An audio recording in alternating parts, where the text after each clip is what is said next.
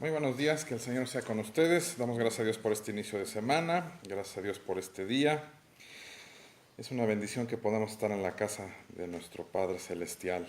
Hoy, que es el primer día para muchos de jornada laboral, comenzando este tiempo reconociendo a Dios en medio de nuestras vidas. Para mí hoy es un día muy especial en lo particular. Más adelante quisiera yo ahondar un poquito más sobre esto.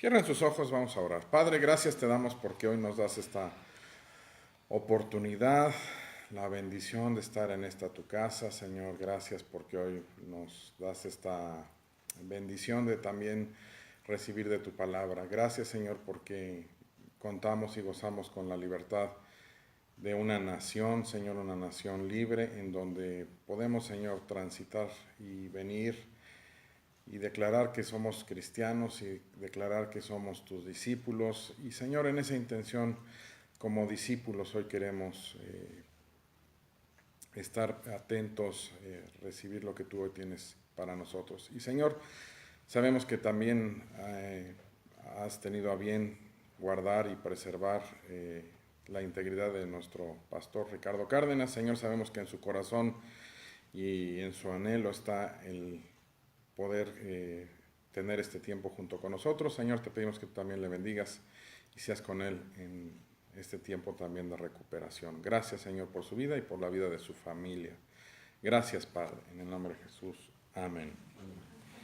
Ok, bueno, como inicio de semana, pues me, me gustaría retomar este momento en donde Jesús está en un momento íntimo, es un momento muy especial para él. En el capítulo 13 de Juan, la semana pasada hablaban y terminaban con esto, y yo quisiera hacer todo lo que hoy voy a compartir, pues el cita me dijo que me tocaba desde abrir hasta cerrar y toda esa parte. Yo quisiera llevarles a esa reflexión. Este momento no es cualquier cosa, es un momento realmente para Jesús. Yo quiero que pensemos un poquito en eso, para un Jesús que tenía a sus discípulos cerca. Cuando hablamos de discípulos, es gente que pertenecía a un círculo muy íntimo. Jesús tuvo seguidores, Jesús tuvo gente a la que sanó, Jesús tuvo gente a su alrededor, gente que no lo quería, pero este era un momento en el que Jesús estaba con esos preparativos de su tiempo final, de su tiempo en el que él estaba alistándose para ese momento en el que venía un momento bastante crítico en su vida, una situación muy difícil. ¿Y por qué lo digo? Porque si bien él iba a pasar y a vivir esa parte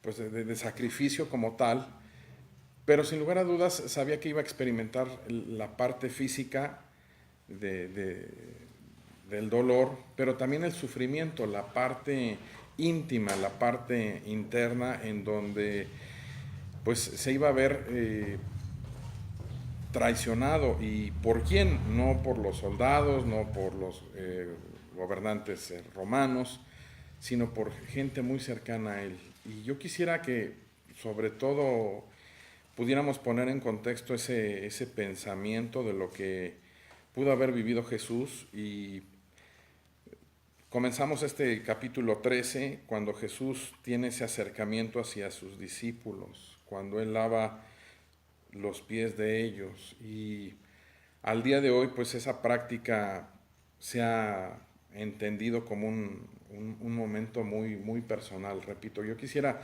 que todo este momento y todos estos pasajes los consideráramos así, como algo íntimo, como algo muy humano, como algo muy cercano, en donde Jesús está próximo a quien más quería. Recuerden ustedes, los discípulos pasaron 3 años junto con Jesús, y cuando se les llamaba discípulos, pues estaban día y noche con él. Entonces Jesús, sin lugar a dudas, hizo una relación muy cercana con ellos, y es el momento en el que Jesús pues vuelvo a repetir, toma y tiene esa actitud hacia ellos de sencillez, de humildad. Y como en cada momento los discípulos no entendían lo que estaba pasando, ¿no? Desconocían que era el paso siguiente. No sé si para ellos era tan difícil salir de ese molde en donde conocían a los líderes religiosos, donde habían caminado y habían visto lo que ellos habían hecho.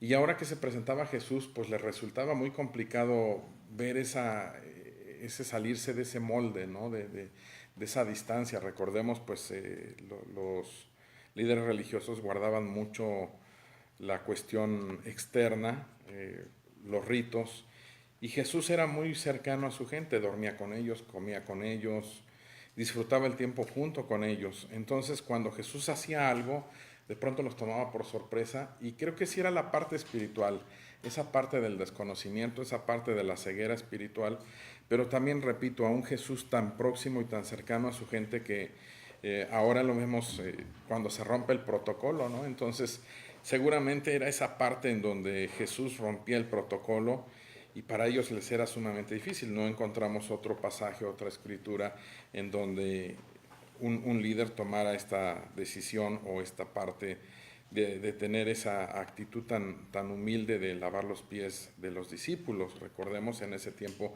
no había zapatos como el día de hoy. Tal vez hoy nos ensuciamos, cambiamos nuestros zapatos y listo, pero en ese tiempo la gente caminaba y sus pies estaban verdaderamente maltratados por las inclemencias del tiempo, ¿no?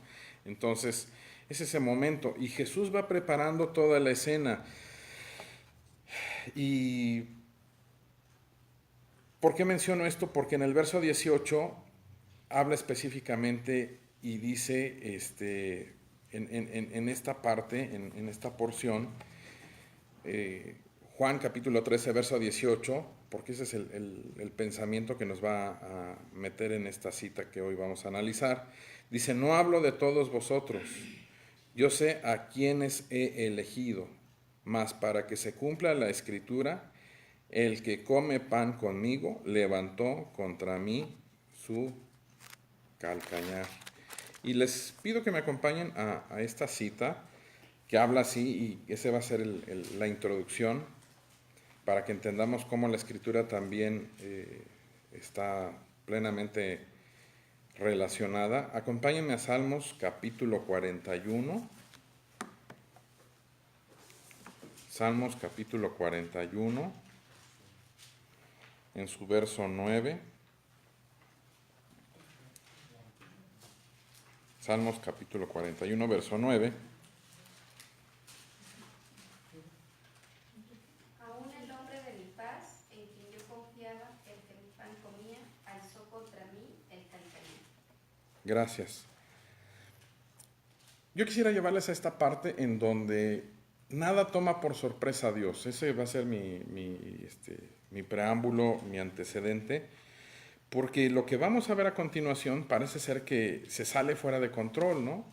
Otra traducción lenguaje actual, dice: hasta mi mejor amigo, en quien yo más confiaba y con quien compartía el pan, se ha puesto en contra mía.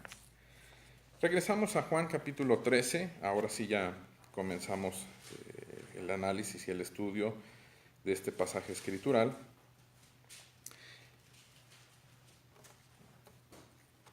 Sé que tradicionalmente leen aquí, a mí se me dificulta mucho eso porque de pronto me pierdo a quién le toca, pero empezamos con Sebastián. Puedes empezar desde el verso 21 y así nos vamos leyendo uno cada quien, por favor. Ustedes ya saben ahí el orden, si no saben, ustedes lo agarran, pero yo no. Ok, empezamos con Sebastián. Por lo menos así que sé quién comienza. Habiendo dicho Jesús esto, se conmovió en espíritu y declaró y dijo: de cierto os digo, que uno de vosotros me va a entregar. Entonces los discípulos se miraban unos a otros, dudando de quién hablaba. Y uno de sus discípulos, al cual Jesús amaba, estaba recostado al lado de Jesús. A este pues hizo señas Simón Pedro, para que preguntase quién era aquel de quien hablaba. Él entonces, recostado cerca del pecho de Jesús, le dijo: Señor, ¿quién es? Respondió Jesús: al quien yo diere el pan mojado, aquel es.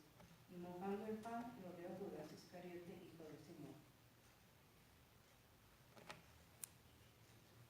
Y después del bocado, Satanás entró en él.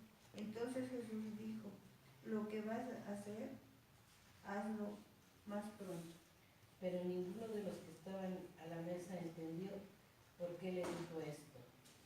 Porque algunos pensaban, puesto que Judas tenía la bolsa, que Jesús le decía, compre lo que necesitamos para la fiesta, o que diese algo a los pobres. Cuando él, pues, hubo tomado el bocado, luego salió y era ya de noche. Adelante. Entonces, cuando hubo salido, dijo Jesús, ahora es glorificado el Hijo del Hombre y Dios es glorificado en él. Si Dios es glorificado en él, Dios también le glorificará en sí mismo y enseguida le glorificará. Hijitos, aún estaré con vosotros un poco. Me buscaréis, pero como dije a los judíos, así os digo ahora a vosotros. A donde yo voy, vosotros no podéis ir. Un mandamiento nuevo doy, que os améis unos a otros como yo os he amado, que también os améis unos a otros. Adelante. En esto conocerán todos que sois mis discípulos, si tuvierais amor los unos con los otros. Adelante. Les dijo Simón Pedro, Señor, ¿a dónde vas? Jesús le respondió, a donde yo voy no me puedes seguir ahora, mas me seguirás después. Le dijo Pedro, Señor, ¿por qué no te puedo seguir ahora? Mi vida pondré por ti. Adelante. Jesús le respondió, ¿tu vida pondrás por mí? De cierto te digo, no cantará el gallo sin que me hayas negado 3 veces. Gracias, hasta ahí. Miren, les decía yo que este momento, y yo quisiera ir más a esa parte, hoy no tan técnica, tan profunda en el análisis de lo que pudiera decir cada momento de la Escritura, sino quisiera yo que pensáramos en ese momento íntimo en el que Jesús estaba, porque aquí vale la pena ese análisis. Podemos marcar 2 grandes partes o 2 grandes secciones de este pasaje en donde Jesús se encuentra con sus verdaderos amigos y él está sabiendo lo que va a pasar. Y por un lado encontramos la traición, el entregar a Jesús por parte de Judas, pero por la otra parte también encontramos ese momento en el que Jesús está diciéndole a Pedro, Pedro, me vas a negar. Y yo quisiera que hiciéramos ese análisis en función de las personas que rodean a Jesús. Esos 2 casos, en alguna ocasión o algunas veces que he compartido sobre este pasaje, he llegado a ese análisis. ¿Cuál fue la situación que llevó a Judas a ahorcarse? Porque él termina muerto, él se ahorca. ¿Y cuál fue la situación que rodeó a Pedro? Porque Pedro, aunque niega a Jesús, sigue adelante. Entonces yo quisiera que pudiéramos poner ese análisis esta mañana en esos 2 contextos. Al final nosotros tenemos que aprender algo de este pasaje escritural. Y hoy estoy nervioso por el tiempo porque tengo terror de pasarme cuando nos dan la oportunidad a un predicador y que nos dan el púlpito, aunque nos digan, oye, vas a hacer una oración, volvemos a predicar por todo eso, ¿no? Entonces hoy mi preocupación es poder concluir a tiempo. Ok. Verso 21 dice, habiendo dicho esto Jesús, se conmovió en espíritu y declaró y dijo, de cierto os digo que uno de vosotros me va a entregar. Aquí vemos a un Jesús humano. Vemos esa parte en donde sus sentimientos y sus emociones estaban trastocadas. ¿Por qué? Porque dice aquí, se conmovió en espíritu. Claro que para Jesús le era sumamente difícil entender que alguien con quien había estado, como decía yo hace unos instantes, iba a llevarlo a la misma muerte. Para Jesús no era desconocido lo que iba a suceder, él tenía el plan perfecto, él sabía toda esa parte, pero de ahí a vivirlo era otra cosa. Y yo quisiera que pensáramos también en esa parte cuando Dios nos da una promesa a nosotros, una promesa para bien. cuando nosotros estamos en esa esperanza de lo que va a ocurrir, estamos, sí, Señor, yo confío en lo que tú vas a hacer. Pero cuando viene el miedo, cuando viene las dudas, cuando viene la desilusión, porque aquí Jesús vivió y experimentó todas esas partes, de todas maneras Jesús sigue adelante a pesar de lo que sentía. Y él declara y dice, uno de ustedes me va a entregar. Repito, para Jesús no le hubiera sido difícil ser entregado por un soldado romano, por alguien a quien no conocía, pero era alguien muy cercano. Verso 22 dice, entonces los discípulos se miraban unos a otros, dudando de quién hablaba. Repito, no podía caber en la cabeza de ellos esa parte de la traición, porque era un círculo muy cercano. Yo quisiera que pensáramos un momento también cuando nosotros formamos un círculo, ya sea a nivel familiar, que es donde menos se pudiera dar una traición, y que es un círculo muy íntimo, y de pronto las traiciones también se dan. La Biblia está plagada de esos momentos en donde las familias pasan por esos momentos. La Escritura nos habla desde el Génesis, cuando comienza la primera familia, la muerte de un hermano por su propio hermano. Y aquí Jesús estaba en ese momento en donde su gente, si para él fue difícil, para los que le rodeaban también. ¿Quién puede hacer esto, no? O sea, buscaban seguramente si había algún intruso, pero al ver sus rostros se daban cuenta que eran los mismos de siempre. El verso 23 dice, y uno de sus discípulos, al cual Jesús amaba, estaba recostado al lado de Jesús. Primera pregunta, ¿quién era este discípulo? Juan, el discípulo amado. Vean esa cercanía de Jesús. Por eso es que hoy hablo de ese Jesús tan próximo a sus discípulos, porque Juan estaba en esa actitud tal vez cansado, tal vez en un momento de cercanía con Jesús, de ese aprecio. Y yo creo que Jesús, como incluso lo comienza diciendo, ¿no? O sea, cuando les habla así, hijitos míos, ¿no? O sea, vemos esa cercanía de ese Jesús. Y este discípulo estaba tan próximo a Jesús, estaba allá al lado, y encontramos precisamente en el verso 24. Dice, a este pues hizo señas Simón Pedro, para que preguntase quién era aquel de quien hablaba. Pues obviamente encontramos a ese Pedro, ¿no? O sea, que no se le iba una y que estaba atento a todo, pero un Pedro también muy impulsivo, y pues vio a Jesús y como que le dio pena preguntarle, ¿quién, no? Entonces ve a Juan y le dice, ¿quién, no? O sea, a ver, pregúntale, tú que estás ahí, en cortito, como decimos, pues pregúntale, ¿no? Repito, veamos este pasaje como si lo pudiéramos estar viendo, ¿no? Encontremos esa característica. Verso 25, él entonces recostado cerca del pecho de Jesús le dijo, Señor, ¿quién es? Esa pregunta íntima, ¿no? No le gritó y no lo dijo a voz en pecho, ¿quién es, Señor? Eso lo hubiera preguntado Pedro, ¿no? Pero no, o sea, Juan, yo creo con esa prudencia, con esa sabiduría, y al estar cerca de Jesús, seguramente le susurró al oído y le dijo, ¿quién es, Señor? Piensen en ese momento. Verso 26. Respondió Jesús, a quien yo diere el pan mojado, aquel es. Y mojando el pan, lo dio a Judas Iscariote, hijo de Simón. Veamos la actitud de Jesús, y de ahí el tema de análisis en esta mañana. ¿Cuál fue la situación que llevó a Jesús a no descubrir plenamente a Judas? A no decir, oye, es él, señalarlo.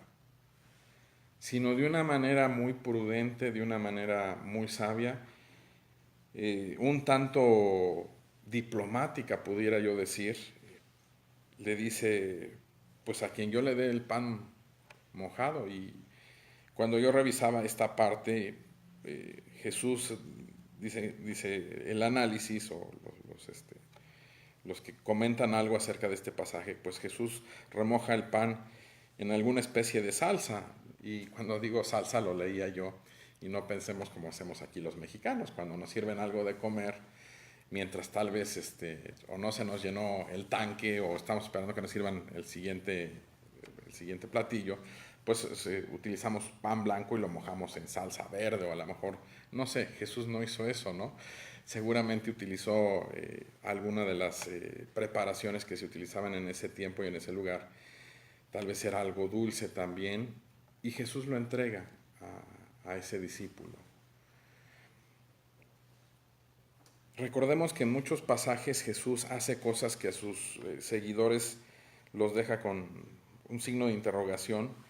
Y aquí Jesús le entrega directamente a Judas Iscariote el pan. Y el verso 27 nos dice, y después del bocado, Satanás entró en él. Entonces Jesús le dijo, lo que vas a hacer, hazlo más pronto. Miren, aquí esta parte, quisiera yo que, desde ahí es donde está este análisis,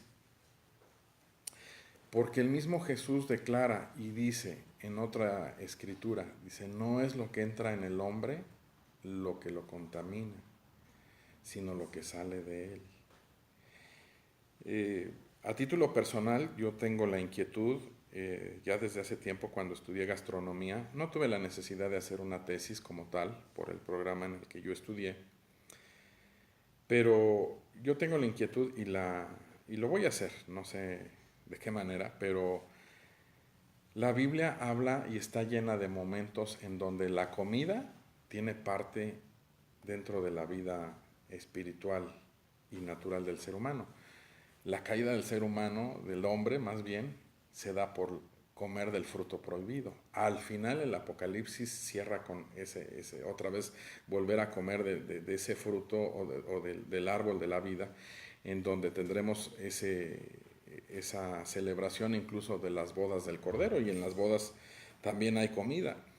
Y aquí encontramos un momento en el que otra vez el alimento toma parte vital en un momento histórico. Aquí encontramos a Jesús y pensemos, ¿por qué Jesús no hizo cualquier otra cosa? Sino precisamente tomó un poco de pan, lo marca, lo señala como que hace algo de mucho énfasis y se lo pasa a este hombre.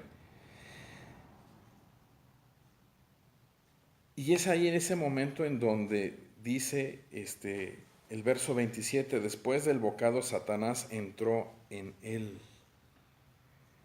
Yo quisiera hacer ese énfasis en este pasaje también, porque de pronto somos muy dados a estas cuestiones de supersticiones, incluso dentro del pueblo cristiano, ¿no? Hay cosas que se han marcado en nuestra cultura. Les pongo un ejemplo. La semana pasada tengo un chico que colabora conmigo en el negocio. Él es de la Sierra Hidalguense, y les pongo esto en contexto. Mi hermana Juanita va a dejarme algo de comer al negocio, una ensalada, porque llevaba prisa, solamente la pone por abajo de la cortina, la levantamos un poquito y avienta la comida por abajo de la cortina, y este muchacho ve algo ahí, ¿no? O sea, con un topper, y se le queda viendo. Ya después él me platicó, inmediatamente mi hermana marca y dice, oye, le acabo de dejar algo a Marcelo, se lo entregas por favor. A lo que voy es que este chico dice, y me lo confesó y después se lo platicó también a mi hermana, dice, yo cuando vi eso, pensé que nos habían echado una brujería. Dice, ya le iba a patear. En ese momento marcó su hermana y ya me avisó, pero dice, yo lo que iba a hacer era quitarlo. Y yo sí le pregunto, le digo, ¿por qué lo ibas a quitar? Dice, no, es que allá en mi pueblo es muy dado a eso, ¿no? Dice, y como usted tiene negocio, pues no le vayan a echar una maldición o eso, ¿no? Dice, que también a mí me toque. Creo que era mayor su preocupación que a él le tocara, ¿no? Que algo me pudiera pasar a mí. Pero a eso voy. ¿Qué dice aquí la Escritura? Y debemos de tener mucho cuidado. Analicemos la vida de Judas. Judas, la verdad de las cosas es que Judas sí fue y anduvo con los discípulos, pero nunca se habla de un momento de intimidad con Jesús. Se los voy a poner en otras palabras. Judas andaba, pero no andaba. O sea, estaba con ellos, seguramente tenía sus intereses muy personales, puesto que él manejaba el dinero. Seguramente Judas pensaba sacar provecho de toda esa parte. Aquí la Biblia no lo dice, ¿no? Pero tal vez Judas, cuando se reunían pues, los recursos o se juntaban por ahí, pues seguramente Judas se guardaba un poco, ¿no?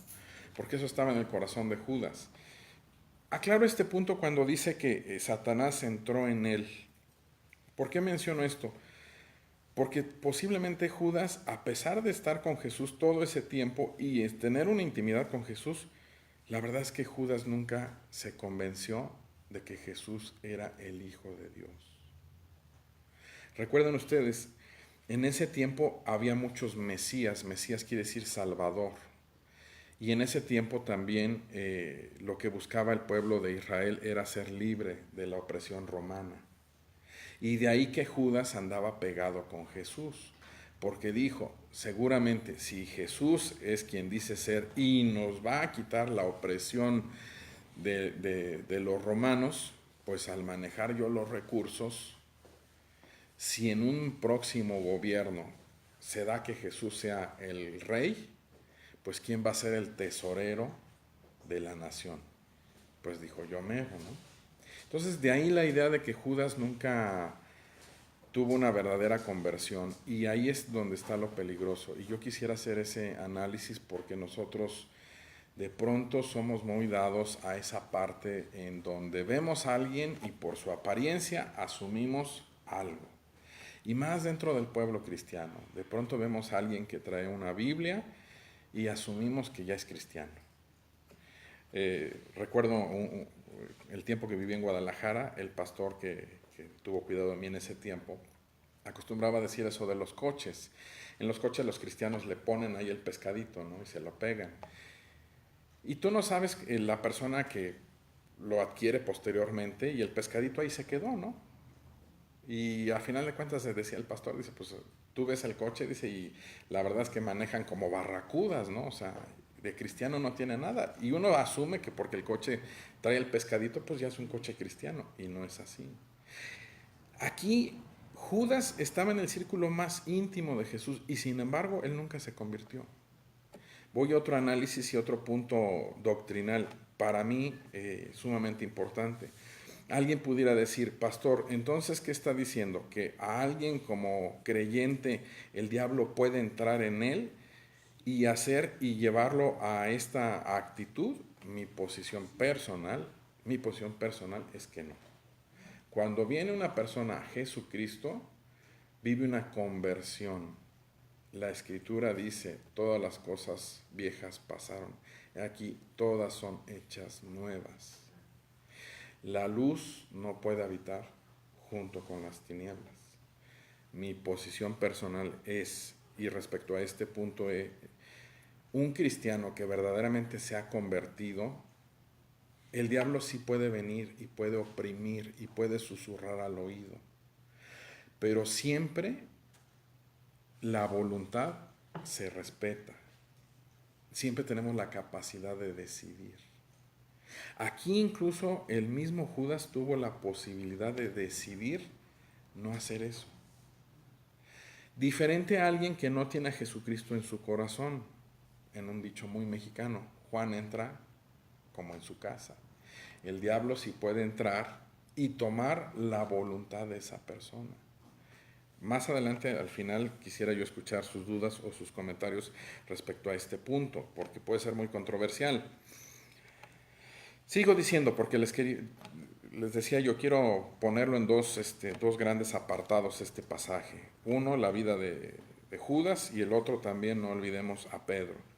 Entonces Jesús le dijo, lo que vas a hacer, hazlo más pronto. En dicho muy mexicano, a lo que te truje chencha, ¿no? Vean cómo está esa actitud de Jesús de decirle, oye, ya tienes algo en la cabeza. Si lo vas a hacer, de una vez. ¿Por qué? Porque Jesús estaba preparándose Y Jesús estaba en el entendimiento de que venía el tiempo de la Pascua. ¿Se acuerda usted? Cuando Jesús muere es en ese tiempo. No es cualquier fecha, no es cualquier circunstancia fuera de un orden. Todo estaba en orden. Todo tenía un principio y un fin. Entonces Jesús le dice, lo que vas a hacer, no te dilates más. Verso 28. Pero ninguno de los que estaban a la mesa entendió por qué le dijo esto. Otra vez esos discípulos, yo no sé qué les pasaba. No entendieron, ¿no? O sea, de pronto, ¿qué está pasando, no? Para nosotros tal vez ese momento o este momento en el que analizamos las Escrituras miles de años después y que conocemos esta historia, tal vez no sea fácil poder entender este momento, pero para ellos estaban en shock. Y comienzan a sacar conclusiones. Verso 29, porque algunos pensaban, puesto que Judas tenía la bolsa, ¿cuál bolsa? Del dinero, exactamente, que Jesús le decía, compra lo que necesitamos para la fiesta. ¿Cuál fiesta? La fiesta de la Pascua.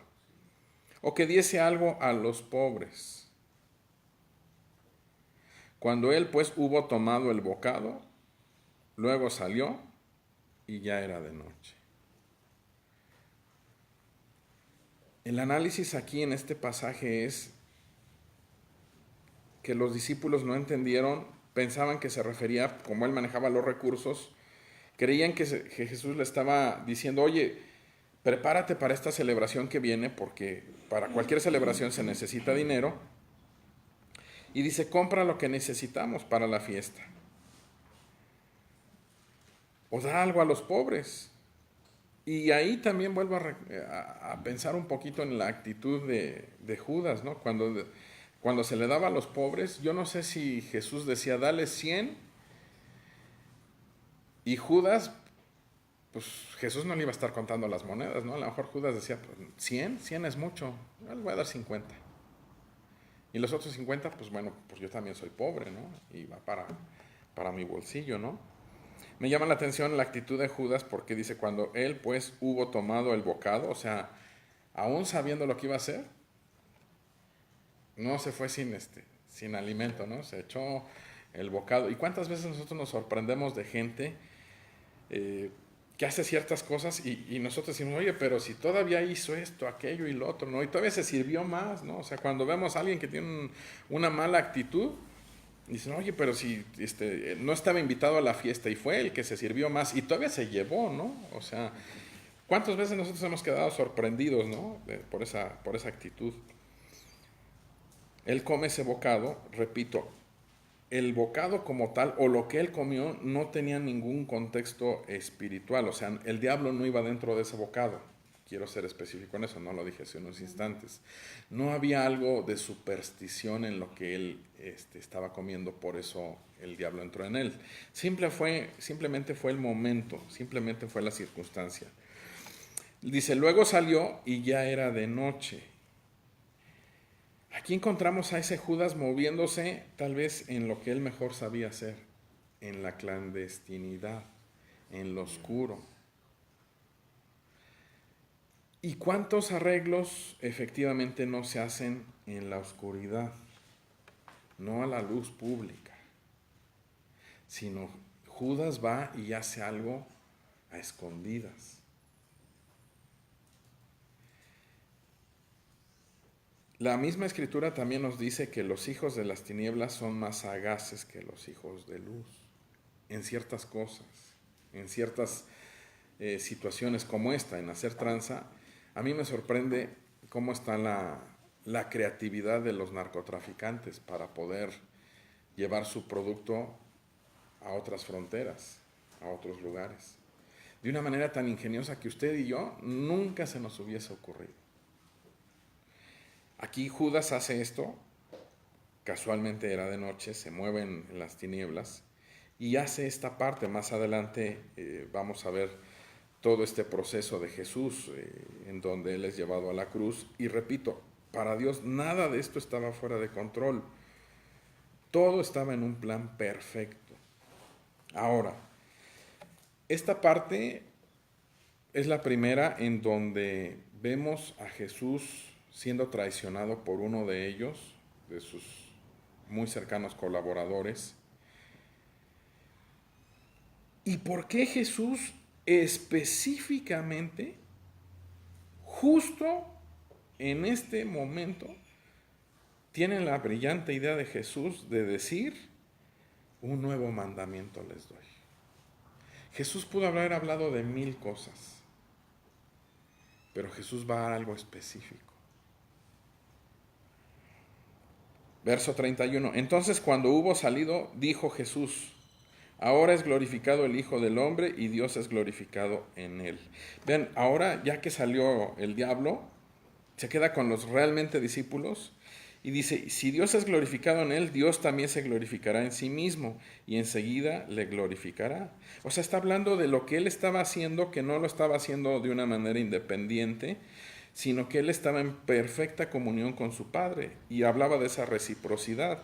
Lo que Dios me dice, lo hago. Lo que yo hago, mi Padre lo respalda. Y vean, el verso 33 una vez más les vuelve a decir: hijitos, aún estaré con vosotros un poco. Note que a pesar de la circunstancia que vivía Jesús, supo darle el lugar a cada uno de ellos. Con Judas guardó la prudencia. ¿Por qué? Porque sabía que Pedro se podía levantar y echar a perder todo el plan perfecto. Aquí sigue diciendo: hijitos, estaré con ustedes un poco. Dice: me buscaréis. Pero como dije a los judíos, o sea, está haciendo esa separación todavía. Así os digo ahora a vosotros: a donde yo voy, vosotros no podéis ir. Jesús estaba hablando de esa parte de que solamente él podía cumplir con ese propósito. Sí, los discípulos estaban con él. En un momento les decía: oren conmigo. En un momento se sentaba a comer con ellos, como es este momento. Pero había un momento en el que solamente él, con esa característica y atributo de Dios, podía realizar. Y era el momento del sacrificio perfecto en la cruz. Dice: ustedes no pueden ir en este momento. Y les decía yo, verso 34: un mandamiento nuevo os doy, que os améis unos a otros, como yo os he amado, que también os améis unos a otros. En esto conocerán todos que sois mis discípulos, si tuvieseis amor los unos con los otros. Una vez más, Jesús yendo contracorriente. Está anunciando la traición de uno y les dice: señores, les muestro algo nuevo, que se tienen que amar los unos a los otros. ¿Por qué dice un nuevo mandamiento? ¿Alguien me puede decir? ¿Cuál era el antiguo mandamiento? Sí, pero ¿se acuerdan? Había la ley del talión. Ojo por ojo, diente por diente. Que después ya le compusieron también aquí, casilla por casilla, voto por voto, ¿se acuerdan? Bueno, la ley del talión decía: me la haces, me la pagas. Y así era el estilo. Jesús revoluciona todo eso, y les vuelvo a decir, por eso es que quise hoy más a la parte, no de que anduviésemos cita para acá, para allá, sino más que pudiéramos entender lo que Jesús estaba viviendo en ese momento. Lejos de guardar rencor, lejos de guardar odio, les dice, y eso es lo que el mismo Jesús es muy congruente, no es lo que entra al hombre lo que lo contamina, sino lo que sale de él.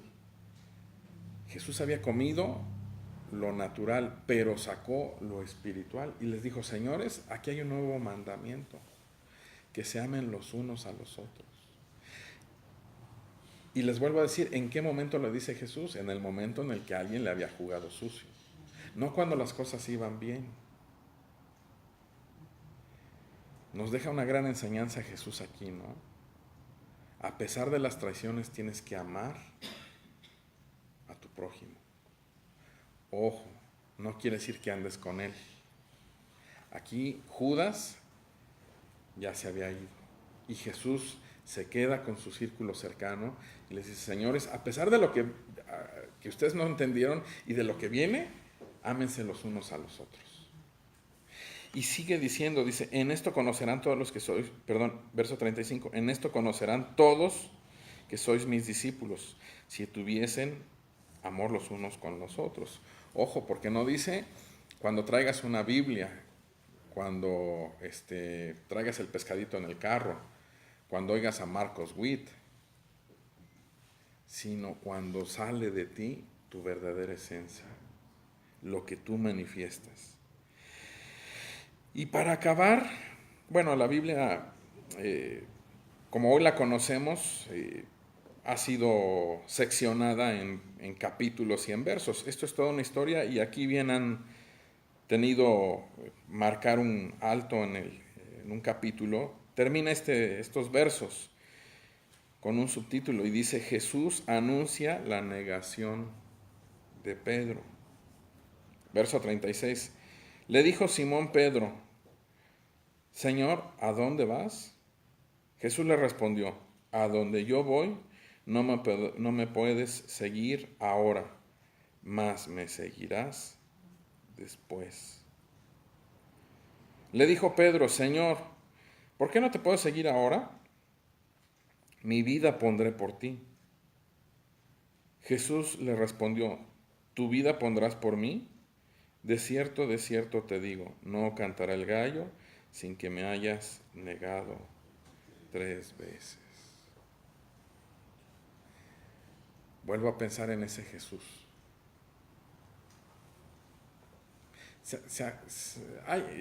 No sé si es un canto, no es canto, ¿no? Pero cuando éramos pequeños, yo recuerdo esa parte cuando decían, algo iba de que de los 10 que me quedaban, nada más me quedan 9, algo así iba, ¿no? De los 9 que quedaban, ahora 8. Pues Jesús iba así mentalmente también, oye, tenía 12 discípulos, de los 12 me quedan 11, ¿no? Y ahora me quedan 10 porque hasta me va a negar. Vuelvo a mencionar esa característica de Jesús. Jesús en lo espiritual sabía, Él conoce las intenciones del corazón, la Biblia lo dice. Para Jesús, ninguno de estos 2 eventos le tomó por sorpresa. Ni la traición de Judas, ni por el otro lado la negación de Pedro. A pesar de que Jesús sabía lo que venía, Jesús deja que los hechos se vayan generando, se vayan dando, pero vean cómo tiene ese tiento, ¿no? Y vemos la actitud ahora de Pedro, ¿no? Y dice, a ver, Señor, pues si yo soy tu cuate y andamos aquí en la bola, ¿por qué yo no puedo ir contigo? Y Jesús le dice, no, ahorita no vas a poder, más adelante sí podrás. Y otra vez Pedro, a ver, Señor, yo quiero. Y Jesús le tiene que poner un estate quieto, ¿no? Y le dice, a ver, Pedro, no te me aceleres, porque antes de que amanezca, acuérdense, ustedes ya estaba ese momento de la oscuridad, dice, antes de que, no falta mucho, Pedro, antes de que amanezca, tú me vas a negar 3 veces. ¿Y cuál va a ser la muestra? El gallo que cante. Y Pedro se ha de haber quedado terriblemente, pues, asustado, ¿no? Impactado por lo que Jesús le estaba diciendo, ¿no?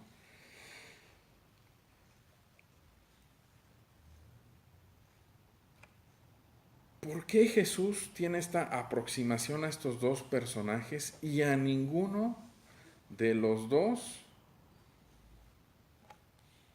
desecha? Porque si bien vemos, a Judas le dice, haz lo que tienes que hacer.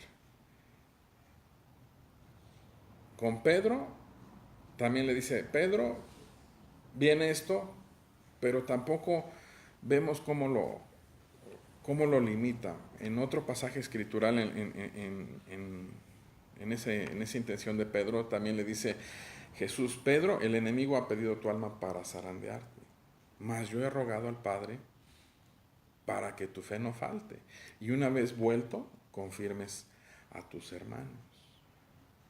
O sea, Jesús estaba viendo más allá del momento lo que iba a pasar con la vida de cada uno.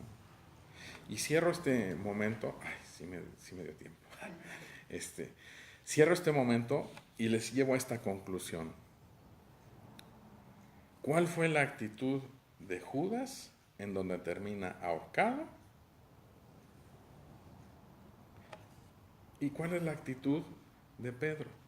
En donde efectivamente él sigue su ministerio tan así que la Iglesia Católica Romana lo nombra como el primer papa.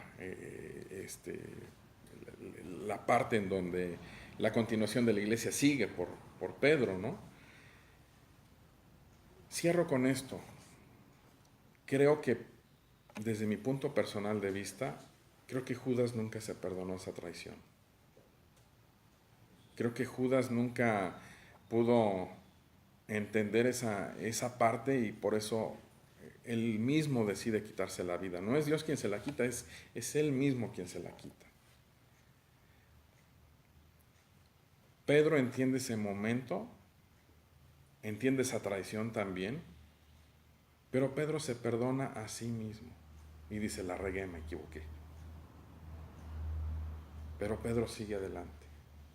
Mi invitación en esta mañana es precisamente, y cierro con eso, ante los errores del pasado, ante las traiciones que hemos cometido, porque aquí no es el momento de señalar a alguien, creo que aquí es el momento de señalarnos y hacer una introspección y pensar en nosotros mismos. Aquí estamos hablando a quien no se le debiese de traicionar y se le traicionó. A Dios, a Jesús. ¿Qué pudiéramos esperar nosotros entre hermanos en la fe, entre familia, entre los que estamos hoy aquí presentes?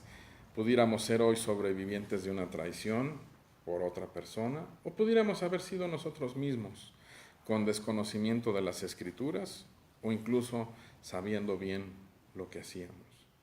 ¿Por qué no cerramos este tiempo y le decimos, Señor, si hoy es el tiempo en el que me tengo que perdonar a mí mismo, el tiempo en el que tengo que reconocer mis propios errores, es el momento de llegar a ese análisis.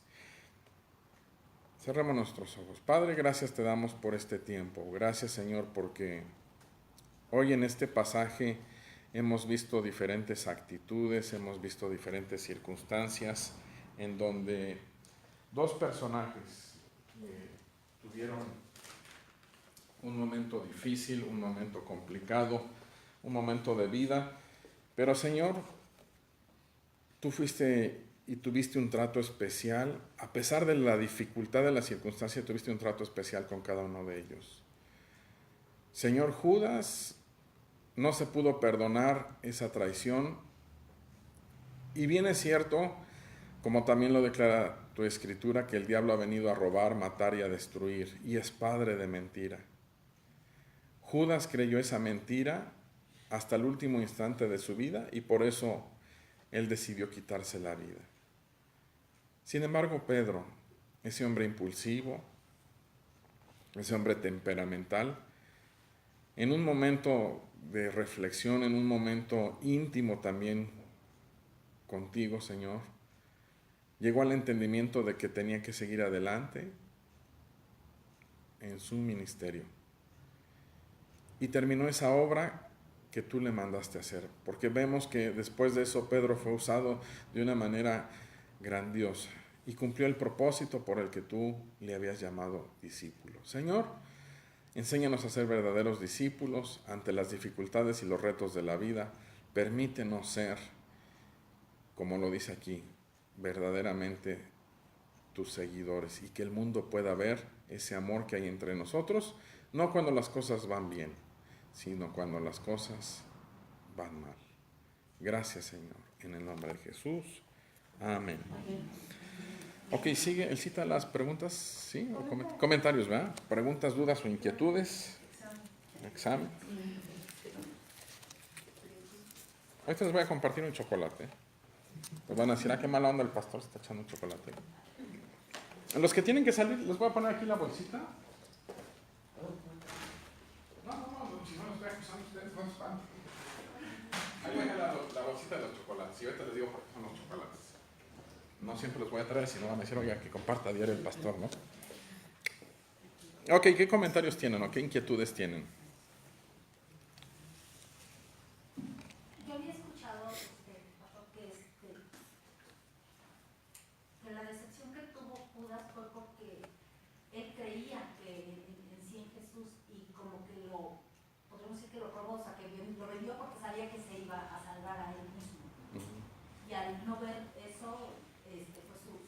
¿Desilusión? Desilusión, eso lo que he escuchado, o sea, como que otra versión, por así decirlo.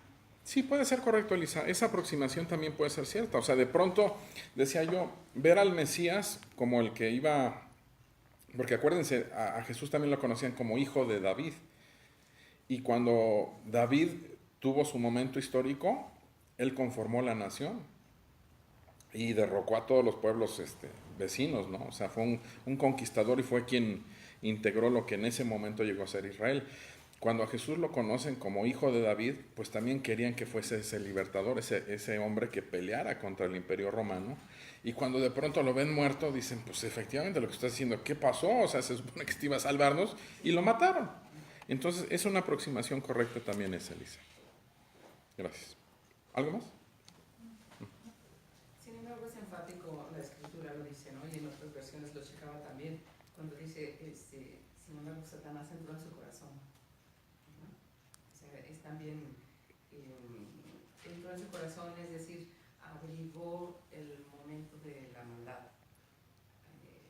de que lo traía desde antes, siendo él el tesorero, y que aunque andaban los discípulos y cuando el Señor los mandaba incluso de dos en dos, él también iba, y entonces él también participó de los milagros, y seguramente, o probablemente más bien, pues él vio o participó de un milagro de algo para alguien, ¿verdad?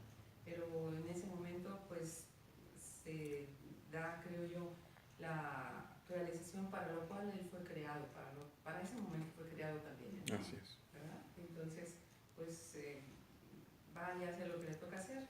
Y cuando decías hace rato que estoy de acuerdo contigo, que siempre, siempre, siempre hay un momento de decisión antes de actuar, como seres humanos. Creo que es una virtud del ser humano, no así de los animales que actúan instintivamente, o de la física que simplemente se realiza las leyes de gravedad, o de la química, ¿verdad? Por la composición de ingredientes, mezclas. Pero del ser humano es una virtud, que siempre hay un momento de decisión previo a una acción para saber qué decisión tomar, siempre, siempre. O sea, no podemos decir, es que estaba tan enojado que... No supe lo que sea. No, siempre sabemos que hacer, siempre, siempre, siempre hay una razón, un porqué y un momento de decisión. Sí, gracias, Laurita.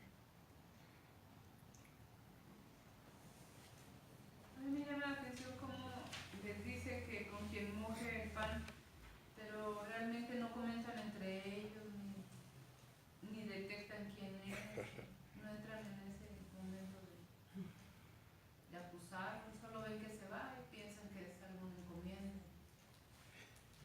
Dijera un personaje público, ¿no? No entran en el sospechosismo, ¿no?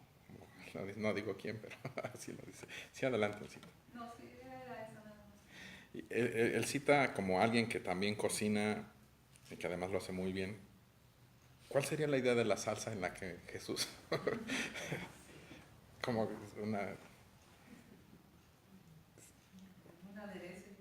alguna mermelada de manzana o algo así, de allá del chico, ¿no?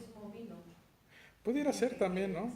Como una tapa, ¿no? Alguna cosa así, ¿no? Si recuerden, era comida mediterránea, seguramente alguna preparación, algún aderezo, bien lo decía en cita, ¿no? De ahí mi inquietud de poder escribir algo sobre los alimentos en la Biblia. Tengo la intención de hacer ese libro como tal, no quiero tener la profundidad y no se escribe en un día, ¿no? Pero seguramente lo voy a hacer. ¿Algún comentario más? Yo digo sí, que Juanita. Judas sí andaba en pecado. Perdón, que Judas sí andaba en Judas ya era un pecador, sí. Porque pues ya es que agarraba lo que no era suyo. Entonces ya desde ahí, ya él pues tal vez sabía que era el Mesías y todo, pero los malos pensamientos ya venían en él. Ya tenía el pecado. Entonces ya el entregar y además su ambición era el dinero, porque fue y lo vendió. Entonces ya había pecado en él. Sí, claro. Nunca se convirtió, ¿no? No, nunca, porque él lo que quería era, él su mirada era el dinero. Sí. Eso es lo que a él lo llevó al pecado. Entonces como ya primero lo hago y después decía, no, pues ahora lo vendo. Pero él ya tenía el pecado. Y el pecado fue el dinero. Sí, La ambición. Seguramente, con lo que nos dice Juanita, seguramente la Biblia no lo dice, ¿no? Pero yo no dudo que Judas por ahí en algún momento le susurró a Jesús, dice, oye, ¿y si cobras por los milagros? Hacemos una buena lana, ¿eh? Y en algún momento, pues también esa astucia, ¿no? Oye, es que si cobras por los milagros, sanas tanta gente por esto, y nos alcanza para darle a los pobres, para que repartamos por allá. Seguramente por lo que nos dice Juanita, ¿no? Seguramente. Ahora que está de moda otra vez el Chapo, en algún momento hicieron un documental en National Geographic y ponen a una persona que fue su piloto de avioneta, y él dijo algo que se me quedó muy grabado. Este hombre dijo, todos tienen su precio. Dice, no hay autoridad que no tenga un precio, todos tienen un precio. Y él dijo eso, por eso se me quedó grabado. Dice, si a Jesús le pusieron a un hombre llamado Judas, que le llegó al precio y lo traicionó, si aquí todos tienen su precio y la traición aquí se da. Entonces, pensemos que alguien que no conoce las Escrituras menciona ese ejemplo de Jesús en este momento tan especial. Alguien también dijo, ¿quieres conocer la ruta de la traición? Sigue la ruta del dinero, ¿no? Entonces, bien nos dice Juanita, de pronto sí vemos una característica muy enfocada hacia el beneficio personal. ¿Alguna otra inquietud, alguna otra duda? ¿Y 33 monedas habrá sido mucho para aquel entonces? Pues yo creo que sí. No. Mi abuelo, te voy a contestar como decía mi abuelo materno, comerciante por cierto. Decía, ¿quién aguanta un cañonazo? En ese tiempo él decía, de 100,000 pesos. Yo creo que sí, o sea, sí representó, sí tuvo que ser algo representativo. En cierta manera, no sabemos, porque le hubiesen podido decir, oye, te damos tal territorio, ¿no? O sea, simplemente le ofrecieron lo palpable, ¿no? Y el día de hoy, Laurita, tú lo ves cuando lamentablemente se comete un crimen, pensemos en un secuestro, lo que quieren es dinero en efectivo, porque el dinero no se puede rastrear, ¿no? O sea, el efectivo. En ese tiempo tampoco había transferencias electrónicas, pero era algo que en el momento tenía. Y creo que dice mucho del corazón de Judas, porque él lo que quería era tener algo inmediatamente, ¿no? O sea, no le dijeron, oye, si tú no lo entregas, te prometemos llevarte a Roma y allá hacerte rey, o no sé, o te vamos a dar una provincia aquí para que tú te conviertas en algo, sino fue algo inmediato, ¿no? Y creo que eso dice mucho del corazón del ser humano. Cuando están las promesas de Dios, no siempre se cumplen en el instante, pero nosotros queremos la gratificación inmediata, ¿no? O sea, y pensemos en cualquier situación del corazón humano, es inmediato, ¿no? ¿Alguna otra pregunta? Nadie me ha preguntado si un cristiano puede ser poseído por el diablo o no. Pues yo digo que sí. Porque si eres cristiano y le das la espalda a Cristo, pues ya quedas fuera de la cobertura. Entonces ya pues, entra el diablo y te da la ley, toma posesión. Ok, el mismo Jesús, ¿recuerdan cuando da el ejemplo de un hombre endemoniado y dice, oye, aguas porque puede ser que esos espíritus anden por allá y cuando se den cuenta que no encuentran otro, regresan y no regresan solos, regresan con 7 peores que él, ¿no? Entonces lo que nos dice Juanita es cierto. Un cristiano, de ahí que entendamos, el cristianismo sí en parte es una religión porque lo hacemos religiosamente, pero el cristianismo es una relación y si tú pierdes la relación, efectivamente, te vas a acercar a quien más cerca tengas. Perdón por el plano, te vas a acercar a quien más, con quien más convivencia tengas, ¿no? Entonces, un cristiano sí puede ser poseído por el diablo siempre y cuando haya perdido esa comunión con Jesucristo. Cuando tú estás en esa comunión con Jesucristo, no se da esa posesión. Cuando me refiero a posesión, es cuando tomas el control absoluto. Y pensemos, un poseído del diablo, inmediatamente nos damos cuenta, o les preguntaré a ustedes, he hecho esta pregunta en muchas ocasiones, ¿cuándo nos damos cuenta de que alguien está poseído por el diablo?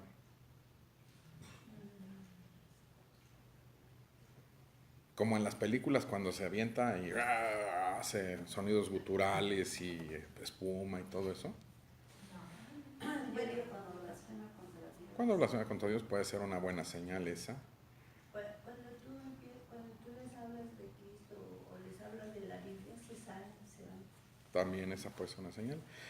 Pero tengamos cuidado, porque a veces esas son buenas señales, pero la misma Biblia dice que a veces el diablo se puede disfrazar como ángel de luz, ¿no? O sea, no pensemos que el diablo o quien esté poseído va a estar siempre así con unas características muy notorias, ¿no? A veces, quien menos te lo imagina, se puede vestir un lobo con piel de oveja, ¿no? Entonces, de ahí que tú tengas ese cuidado de lo que estás escuchando, que lo analices, que lo pases por filtros, porque la misma Biblia dice, en los últimos tiempos habrá hombres con ese mismo espíritu, engañadores, amadores de sí mismos, y que te pueden sacar de esa verdad, y esa gente también está poseída por el diablo. Entonces, tengamos cuidado. ¿Perdón? Espíritus seductores. Sí, toda esa parte, ¿no? Y repito, a veces dentro del ámbito cristiano se puede dar cuando tú sigues a alguien, ¿no? Y es que si lo dijo tal fulano, es ley. Si lo dice otro, no, pues ese por allá, pero o sea, a veces se olvida la gente de Jesús y sigue al hombre. Entonces, mi punto doctrinal es, cuando tú estás en comunión con Dios, no puedes ser poseído por el diablo. Cuando tú dejas, incluso siendo cristiano, dejas a Dios, sí puede haber esa situación porque perdiste la comunión. De ahí cuando Jesús también declara, ¿no? Y dice, no todo el que me dice Señor, Señor, entrará en el reino de los cielos, sino aquel que hace mi voluntad. ¿Alguna otra pregunta? Creo que la parte medular de este capítulo, lo voy a leer en Dios habla hoy, en el versículo 18. No estoy hablando de todos ustedes, yo sé quiénes son los que he escogido, pero tiene que cumplirse lo que dice la Escritura. El que come conmigo se ha vuelto contra mí, para que se cumpla la Escritura. Todo está en el plan, ¿no? De ahí otra pregunta, pero esa ya por tiempo ya no la vamos a hacer, o más bien si la puedo dejar como inquietud. ¿Hasta dónde queda nuestra capacidad de decisión, de libre albedrío, en donde tú decides qué hacer o no, pero de todas maneras está escrito, ¿no? Se los dejo como análisis. Ok, ¿qué más me falta, Elcita? Porque El nuevo mandamiento. lo del nuevo mandamiento, bueno, si hay un comentario sobre eso, sí, Jesús le tocó ser revolucionario, ¿no? En función de la que la gente había visto y había experimentado. Y particularmente el pueblo judío, al día de hoy, más bien los israelitas, no el pueblo judío, los israelitas. Israelita es el que lleva esa nacionalidad. Judío es en cuestión de profesión de fe. El israelita, el día de hoy se rige bajo ese término. O sea, un terrorista palestino mata a uno, inmediatamente estos le mandan un bombardeo y matan a 50. Dice, tú te metiste, nosotros nos metemos. Tú hiciste, nosotros te hacemos. Entonces cuando Jesús viene y les enseña, pues obviamente causa una revolución, porque dicen, no, oigan señores, aquí la tocada es diferente de aquí en adelante. Y en eso radica el cristianismo, ¿no? ¿Qué pregunta más hay respecto a eso, Juanita? ¿Es fácil o difícil guardar este mandamiento? Un poco difícil. Un bastante difícil a veces, ¿no? Sí. Siendo muy sinceros y muy honestos, ¿no? Sí. Porque aquí Jesús estaba en un momento crítico y por eso no se le llama maestro. Uno de los acercamientos que también daban los comentaristas acerca de Judas es que él en otro pasaje sí le llama rabí, maestro. Y lo conoció como maestro y hasta ese nivel se quedó. Pero no hubo un momento en donde Jesús llegara a ser parte de su vida. Y nosotros podemos ver las enseñanzas de Jesús y es un gran maestro. ¿Algún otro comentario? Sí, en el versículo 37 que le dice Pedro, Señor, ¿por qué no te puedo seguir ahora? Mi vida pondré por ti. Jesús le respondió, ¿tu vida pondrás por mí? De cierto digo, que antes de que cante el gallo me negarás 3 veces. Como tan osado Pablo, Pedro, tan valiente y tan allegado a Jesús. Yo te quiero seguir, quiero estar contigo. Voy a poner mi vida. Y Jesús sabía perfectamente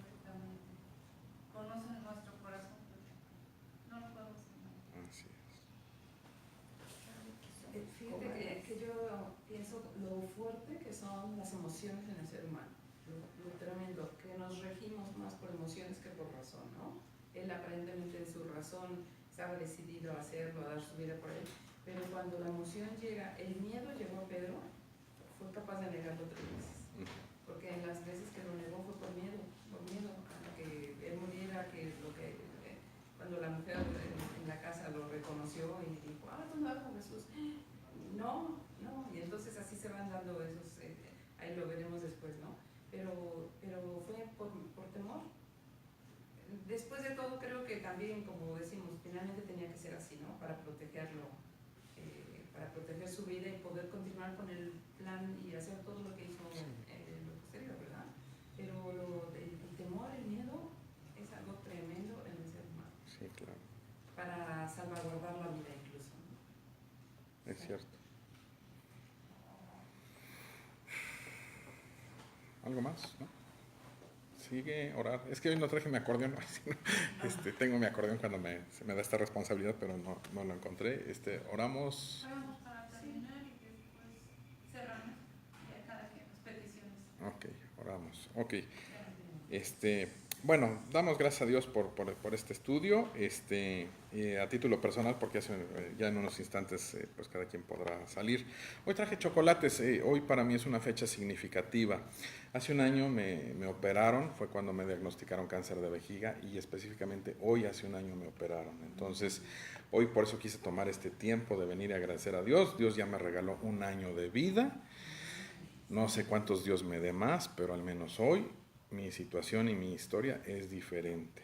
Y por eso traje hoy chocolates. Cuando nace un niño se regalan chocolates. Bueno, ya tengo 45, ¿no? Y hoy no es mi cumpleaños fue el 16 de enero. Por cuestiones de agenda no pude compartir ese día.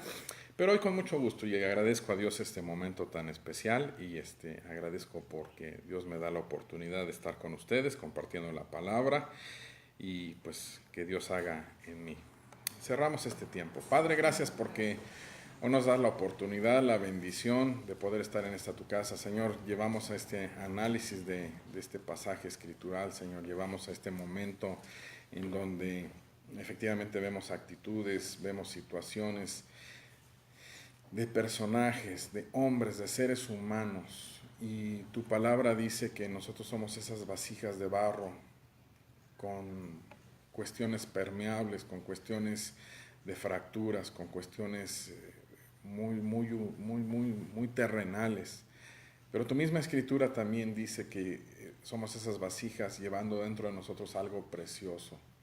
¿Y qué es eso precioso? Tu presencia, Señor. Gracias porque a cada uno de nosotros hoy tú nos has dado esa presencia a través de la enseñanza, a través de tu palabra. Gracias, Señor, porque has depositado y has puesto en nosotros esto en cada vida, Señor. Te pedimos que ahora que nos toque llevarlo a una realidad, no solamente en lo teórico, sino a una realidad en nuestras vidas, tú también hagas, Padre, en el nombre de Jesús. Amén. Amén.